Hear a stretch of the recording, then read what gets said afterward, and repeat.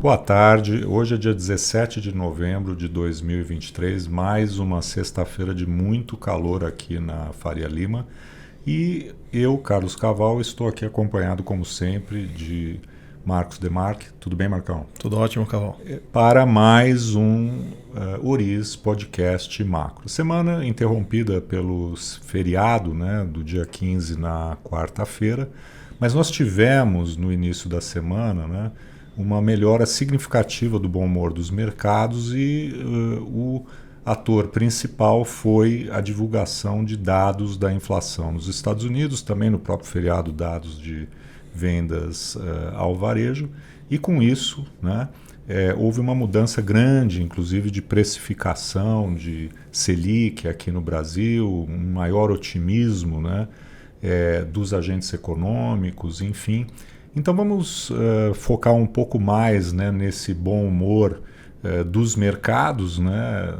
Sempre a gente pensa em ralis de final de ano, mas nos últimos anos tivemos tantas intercorrências desde o início da pandemia que não necessariamente isso foi verdade. Mas quem sabe esse ano a gente engata aí um mood mais positivo aí nas semanas finais do ano. Então vamos começar falando então da inflação nos Estados Unidos, Marcos? Vamos recapitular um pouco, porque como você disse, acho que a gente tem alertado aqui já tem algum tempo, que o que a gente está passando aqui no Brasil com os ativos, com projeções econômicas, depende muito do que está vindo lá de fora. E acho que essa semana foi mais uma semana que trouxe dados que vieram na esteira daquilo que já veio mais benigno nas últimas 2 semanas. Um Fed mais tranquilo, tinha saído um dado de mercado de trabalho também nos Estados Unidos mais calmo, e faltava a divulgação da inflação, que poderia ajudar a sacramentar esse cenário um pouco mais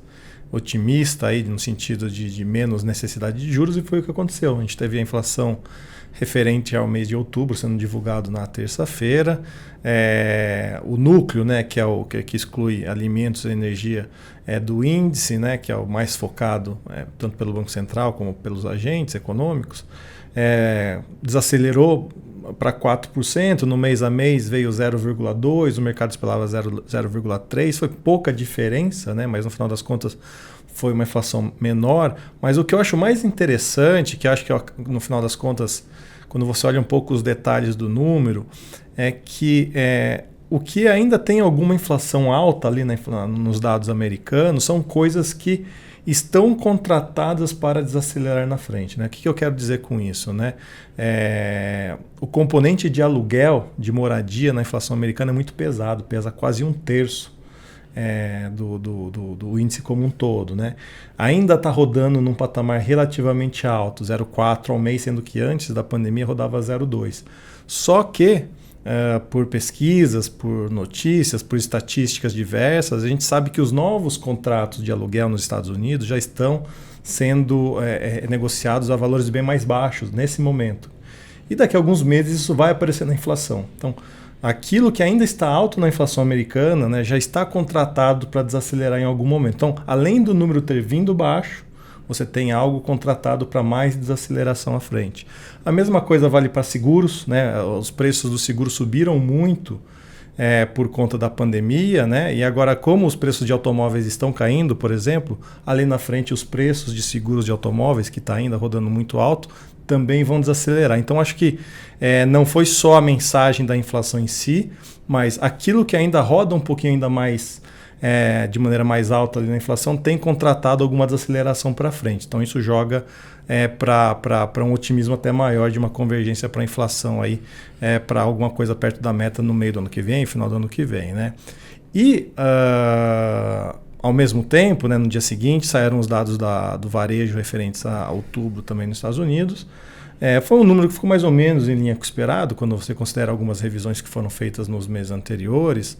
Mas acho que a mensagem é o seguinte: o crescimento está desacelerando do consumo de bens, não é uma queda do precipício, não tem uma interrupção abrupta no consumo, mas claramente você nota uma desaceleração frente aos números muito fortes que a gente viu no terceiro tri. Então, vai se configurando, né, aos poucos aquele cenário que a gente chama de céu de brigadeiro, né, porque inflação desacelera, mercado de trabalho parece que vai atingindo um equilíbrio positivo, mas sem atividade despencar. Então, e nesse sentido, acho que tem motivos para ser celebrado. Então, os ativos de riscos, por exemplo, a Treasury de 10 anos, né, título público de 10 anos nos Estados Unidos, que tinha batido 5% até pouco tempo atrás, já está sendo negociado muito mais perto de 4,40, 4,50, que dá um bom alívio nos ativos. Mudança muito importante. Isso, e aí também leva os agentes a precificarem cortes de juros por parte do Fed no ano que vem. Não preciso nem falar, né, que dado tudo isso que eu disse aqui, já não tem mais alta precificada de Fed Funds, né, para esse ano, quer dizer, nenhuma alta precificada à frente. Na verdade, agora o mercado começa a trabalhar, especular, na verdade, quando é que vai ser o primeiro corte de juros dos Estados Unidos. Aí acho que tem bastante dissenso. Exato. A gente vê, né, no chamado sell side, os grandes bancos americanos, né, posições, se não me engano, muito opostas, né? Por exemplo, entre Morgan Stanley e Goldman Sachs. E UBS, né? Alguns achando que tem cortes muito rapidamente, tipo um pouco antes da virada do primeiro semestre, outros bancos achando que é mais para o final do ano que vem, alguns achando que os cortes são mais agressivos, outros estão achando que é mais comedido. Então, assim, a gente passou de um momento onde a gente estava especulando aonde o Fed iria parar o ciclo, parece que a gente já chegou lá, e agora a gente vai ficar muito mais debruçado, quais as condições, o que tem que acontecer para o Fed em algum momento sinalizar que está pensando em cortar juros. Acho que a gente está bastante distante, não parece ser algo que vai ser no curto prazo, mas claramente a gente já, né, se enveredou para esse lado, não mais do aperto, mas da possibilidade em algum momento ano que vem o Fed cortar juros. Perfeito. E aqui em outros mercados, né, os ativos de risco responderam bem, né, esse contexto. Acho que o real vinha tendo um bom comportamento, ele cedeu para baixo de 4,90, hoje subindo um pouco. A nossa bolsa, né, continua com, vamos dizer, uma sequência, né, bastante positiva nesse contexto, né? Mas vamos falar especificamente da curva de juros aqui no Brasil, né? Porque a gente está falando do estresse do juro lá fora, melhorando, mas como ela se comunicou com a nossa curva de juros aqui no Brasil? Então, como a gente gosta também de insistir, né? A gente tem que analisar um pouco, ou muito dos nossos ativos aqui no Brasil, né? À luz do que está acontecendo lá fora. E é exatamente isso. Se os juros mais longos acalmam lá fora, como a gente viu nesses últimos dias, nessas últimas semanas, né? Isso tem uma repercussão global, não é diferente aqui para o Brasil. E a gente voltou, né, a ter precificação de Selic a um dígito no ano que vem, coisa que não tinha acontecido até a semana passada. Então, esses ventos mais benignos lá de fora chegando na nossa Selic, seja porque os juros lá fora se acomodou num patamar um pouco mais baixo, o câmbio brasileiro, né, a nossa moeda aí também um pouco mais apreciada, tudo isso configurando a ideia de uma Selic abaixo de 10, né, que inclusive vai de encontro, né, para o nosso cenário, né, Caval? Exato, a gente vem mantendo a previsão de 9% de Selic, falamos aqui várias vezes, né, que o viés era para cima por conta de todo o estresse lá fora, né, com relação ao juro longo, e aqui no Brasil com relação à meta fiscal, que a gente vai falar na sequência.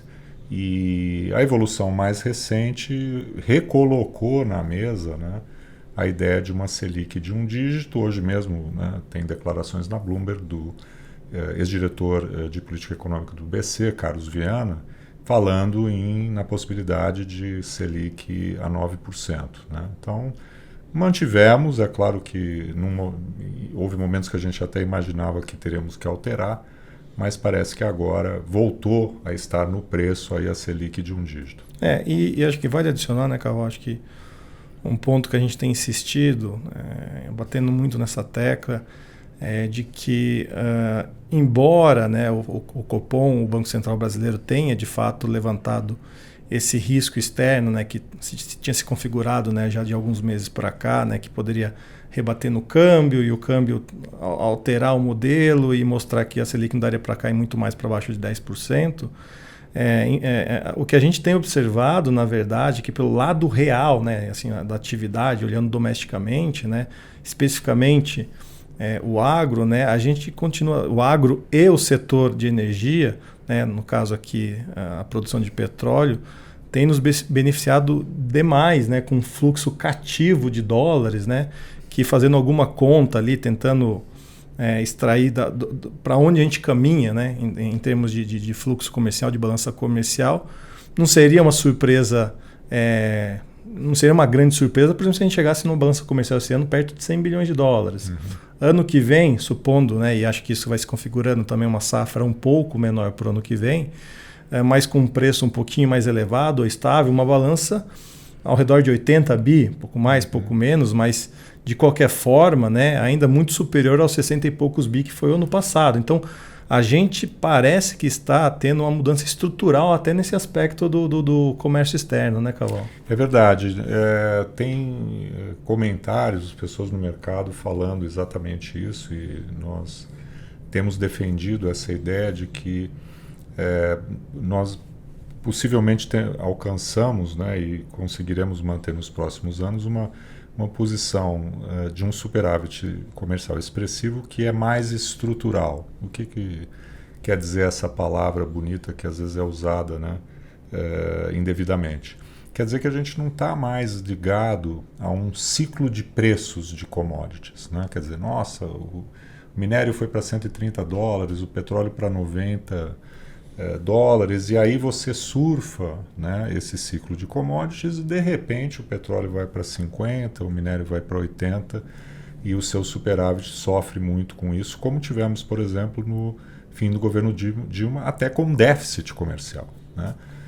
Agora nós podemos chegar ali perto de 100 bi, quem sabe o ano que vem é um número mais entre 80 e 85, mas já num patamar muito mais elevado, garantido não pelo preço extremamente favorável, inclusive a expectativa parece ser, né, que, por exemplo, soja no ano que vem não vai ter, né, uma elevação de preço, a oferta, né, vai se beneficiar do Laninha em outras regiões que não o Brasil, mas de repente os volumes, né, mesmo assim são altos, a produção de petróleo ela não é né, sensível ao clima, ela tem um ritmo ascendente que é mais que é menos volátil, vamos dizer assim. Meio que contratado, né? E a demanda existe, né? Então, nesse sentido, você, embora tenha influência de preços maiores ou menores, você tem aí um aumento estrutural, né, do ingresso de divisas por um bom tempo,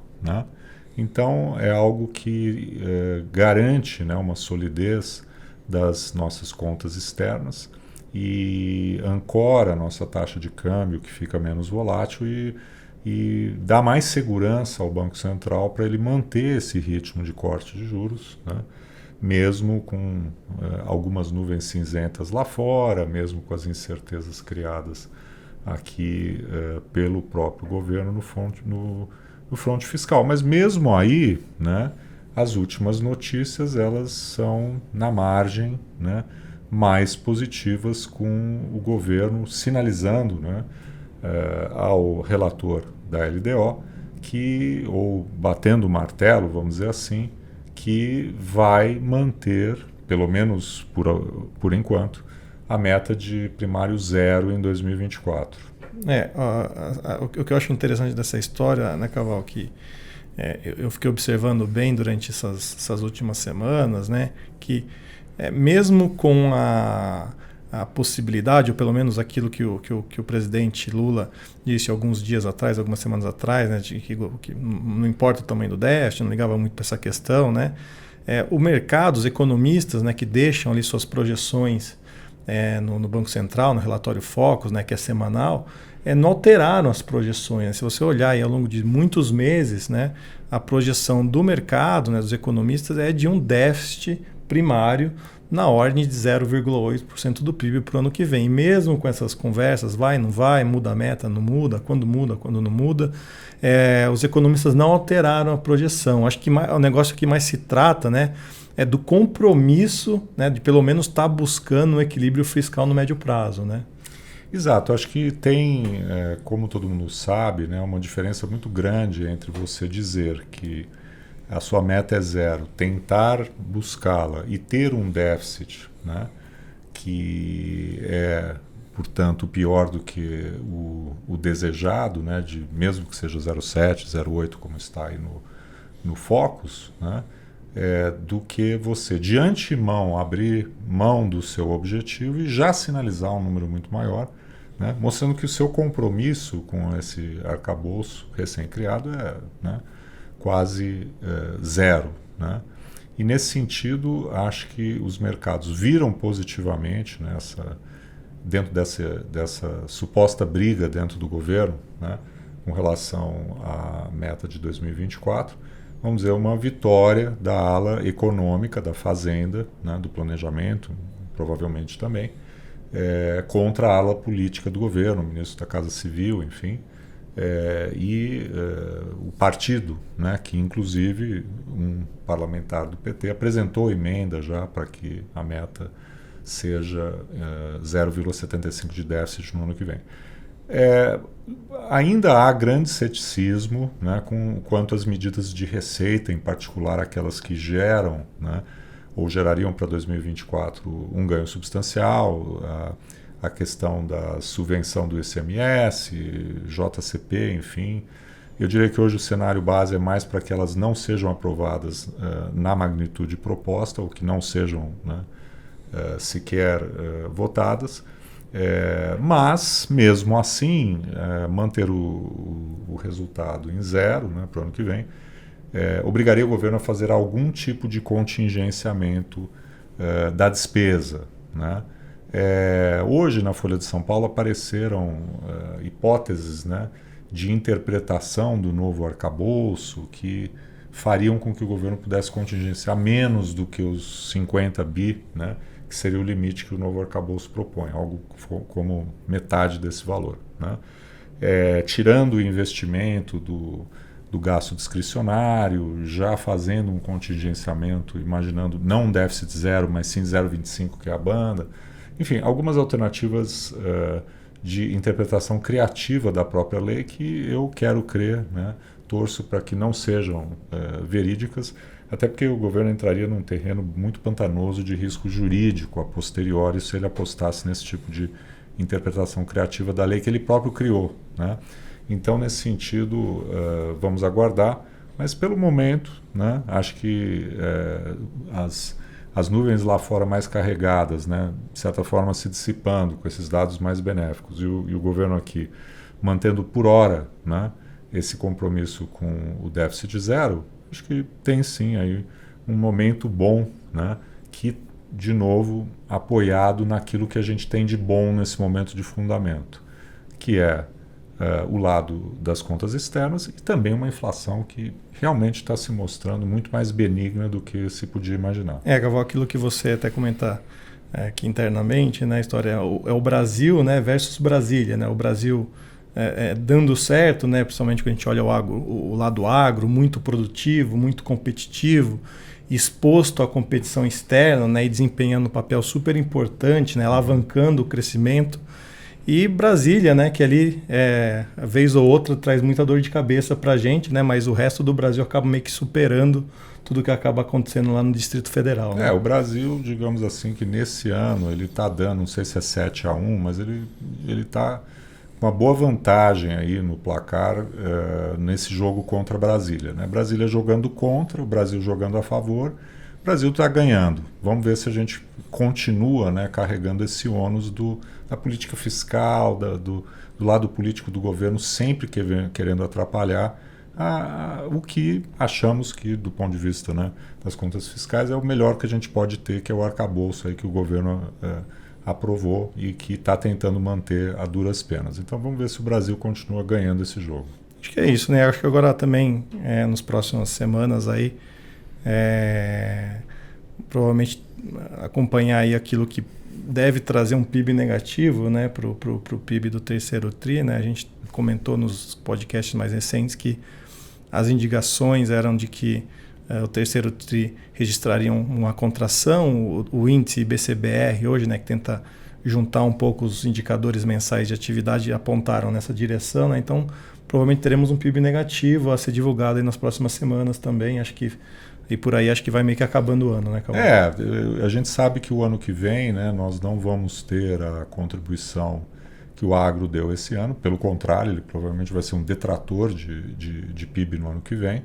Não dava para ele de novo crescer o mesmo montante que cresceu em relação ao ano de 22, mas a gente vai ter a economia apoiada aí por uma taxa de juros menor, né, dado que esse ciclo agora me parece que ganhou, né, bastante consistência, dados os últimos números de inflação. Bom, já falamos muito hoje, agradecemos aí de novo a audiência de todas e todos que estão aqui presentes e desejamos, né, um bom fim de semana e para aqueles que têm feriado na segunda-feira, um bom feriado também. Bom feriado a todos.